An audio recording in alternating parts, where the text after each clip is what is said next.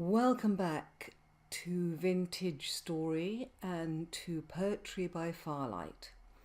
Now, this is a very unusual recording because this is a combination of two people. One of the people who plays Vintage Story, Balthazar, has written the first fan fiction for Vintage Story. And he has written a story about Sarati, the mother of wolves, and how she came to have that title. A great friend of mine, Hal DM, has read the story in prose, which is much easier to listen to, and he has done a brilliant job on it, so I would really encourage all of you to listen to it in prose. But those of you who know me know that I can't read an epic story without casting it into rhyme, and I have cast the same story into a poem, and I thought that you might like to hear it in verse format as well as hearing it just as the straightforward prose. So this is the story of Sarati, mother of wolves. Gather round is a tale I tell of the beasts that in the forest dwell. They answer only to one siren call, the dark queen Sarati, who rules them all. In the depths of the night the great wolves roam, until Sarati calls her children home. She protects the good as a mother should, and punishes those who stray, but her true nature shows itself away from the light of day. Outside the village in the dark she stands, killing drifters in the shadowed lands.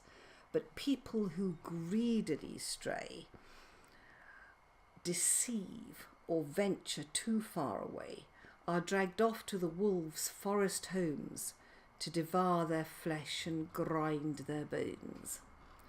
So how, you ask, did a queen so fell start among the wolves to dwell?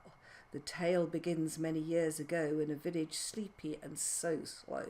A small girl had an unusual taste for fighting, so the others made haste to run and complain about her prowess in beating their heads and ripping their dress. Her father said what to her was fun was very bad and just not done. The little girl fell into a rage and determined to leave her village cage. She grabbed a basket full of food and set out to the shadowed wood. She avoided the guards with practised ease and set out towards the towering trees. At the edge of the wood she paused for a while to consider. Then, with a sad smile, "No one will miss me," she softly said. "They sleep satisfied in each straw bed. I am a stranger to their way of life. I relish the conflict and the strife. I am a cuckoo in their nest. I will leave them to their peaceful rest. They will not miss me when I'm gone. They'll just have no one left to shun." She paused to consider the darkened wood and the tales that menaced her safe childhood. "The drifters are not real," she said, "just the horror in someone's head." So with cynicism and despair she crossed the threshold where safety ended and fear began, the realm of creatures, not of man. The first few nights as she travelled on, the forest seemed to seem like home, just as peaceful, just as boring, just collecting food and storing. She loved the trees and ate berries for food. The nights were in a gentle mood, just the distant howl of a wolf or a squeal of a pig, and the puzzling splash in the water of something big. She began to think she had left her home for nothing but peaceful trees and stone. Where was the adventure she eagerly sought? Where was the challenge, fell and fraught? But then on the fourth and fateful night she woke shaking with great dread and fright. A shadowed figure came into sight, exuding an unworldly aura of might. "Is that you, father?" she hopefully called, but then her heart stuttered and stalled. A beast so fell she had never seen, the embodiment of each bad dream. under a grey-cowled hood, no face, just rows of teeth and empty space, a hunger for flesh and a gruesome moan, not father come to take her home. A drifter, not a fearsome tale, but a real monster, grey and pale, reaching for her with long arms, determined to beat her down and harm.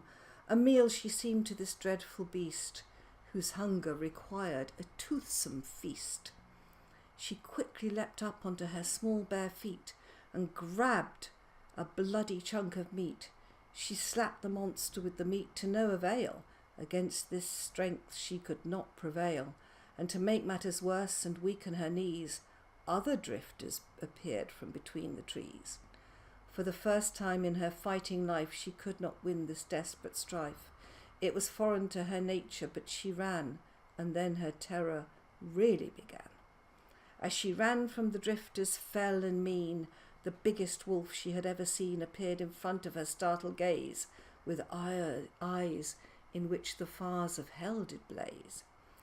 She thought her end had finally arrived, and fell to the earth, but to her surprise the wolf stepped over her and stood his ground, daring the drifters all around to attack her, where she lay under his belly, shaking with fear with legs like jelly.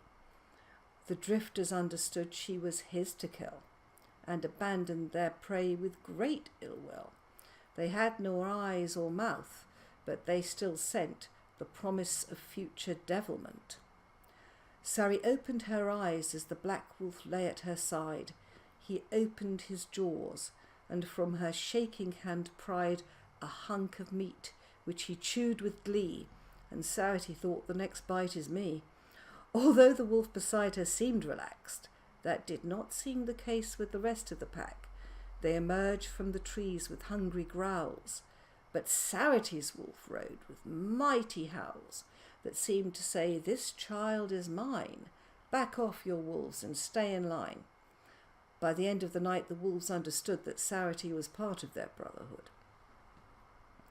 They slept around her and kept her warm, and in the morning headed to her home. Sarity realised just where they were, and sobbed into the black wolf's fur. Don't take me home, I don't belong with men. My darkness always frightens them. And into her mind a great voice spoke, and understanding in did soak. Then run with us if you wish to, child. We understand the call of the wild. We do not fear the darkness in your soul. It balances the light and makes you whole. Care for us and join our pack. That way you pay me, your saviour back. Sarity nodded and was for years never seen, as she lived with the wolves in the forest green. Years later, on a hot and humid day, the children looked and ran away from a great black beast ridden by a maiden fair, wearing hide clothes and leather binding her hair. Surrounded by wolves in a fearsome pack, the children ran screaming, afraid to look back. At a whistle from Sarity, most of the wolves went away, leaving their leader and Sarity in the light of day. The children screamed their fear to the village men, who armed themselves to the teeth and then emerged from the village and came at a run, but when they saw the pair, skidded to a halt as one. Begone, witch, they fearfully cried, and reached for the weapons at their side. We mean you no harm, said a voice unused for years, guttural, rusty and hoarse from years of howling with wolves and screaming with glee as she defeated each fearsome enemy. I seek my father who lives with you. Let me talk to him, and then we two will be gone again from your lives so safe as we return to our dangerous wild place. You are not of this village, mother of wolves, a young man said, but an old man limped forwards and shook his grey head. Is that you, Sarity? The old man feebly croaked. His frail voice weakened, eyes cataract cloaked. He looked familiar, but it was hard to tell. Stress had bowed him down, and he was not well. Yes, I'm Sarity. Are you my father? She said. Alas, no, he said, and shook his head. Your father died 30 years ago, but I am family to you, you know. I'm your younger brother, Isham, father's youngest son. It's 65 years you've been long gone. We thought you were dead and lost to us all, but come dine with us in the village hall. Tell us your tale of the little lost girl. At that term Sarity's lip began to curl, and a fell light came into her eyes, and his hair stood on end with his surprise.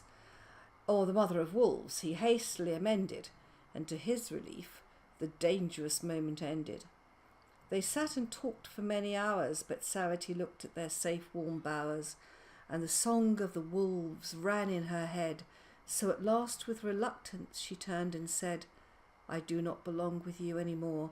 I cannot be trapped behind a door. I belong to the night, the woods and the wild. I am no longer a civilized child. I will leave you again, but be not complacent. My forest and wolves to you are adjacent. I will watch how you treat the children you bear, to ensure those who are different do not end in my lair. Embrace the difference that some children carry. Realize that dark with light can marry. Those who steal and lie do you no good, and my wolves are always hungry for food. Those who enter the forest to pillage with greed will feel our bite. Take no more than you need. For those wild children with play in their heart and good in their soul know that you will be safe from drifter or troll. If you come to the forest, we will watch over you. No child shall ever their wild difference rue. Your families should treasure you, but if they do not, I will gnaw on their bones as their bodies do rot. Come live with me in the forest so wild. We will welcome you as a wolf-pack child. And with that she turned and disappeared, and was not seen again down all the years, but in the wilds of the forest Sarity's children roam, until their mother calls them home. Wolves answer only to one call, their dark queen Sarity, who rules them all.